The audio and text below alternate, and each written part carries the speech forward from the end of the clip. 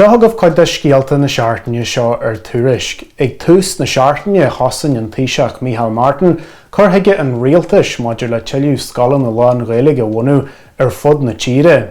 An agalú le Tuairisc dúirte nach raibh sé fíor an éon chur nach bhfuil an rialtas a bhfábhar gael scalanna agus gael cholasí nua a bhunú. Tá imní léirithe ag lucht an Ghaeilgeis le gcuid go bhfuil sé sacraí a cheanna féin ag an roinn oideais nach bhfuil siad chun gael cholasí nua a bhunú in aineoin éileh an phobal.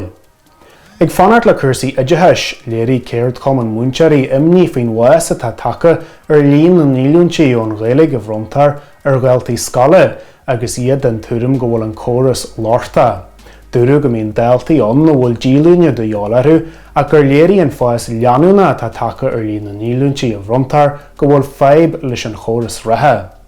Bhí scéal ag an mhuireann í aitheanta ar an seanós lulas ó líre a gcuimhne ar mhuire ní bhréimeáin na máid a brenn a fuair buas ag tús na seachtaine seo.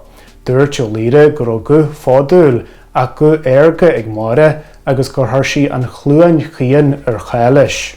Ar an fád spórt an seachtain seo, Haim a Hain, John Allen agus Pádraig Ó Ciara súil an tosaí ar chríoll na homanna agus ar na cluichí i gcuige mún agus a gcuige lein atá ar siúil thar an deireadh seachtaine. Agus ar deireadh Pádraig Ó Maithin scalara ón les mórs na déise a bhí goideart a heile ní hé ar feiste cante na seachtaine seo agus ag trácht ar iontais na leabhscríbhnaí. Tá na scéalta sin agus go leor eile ar Tuairisc inis.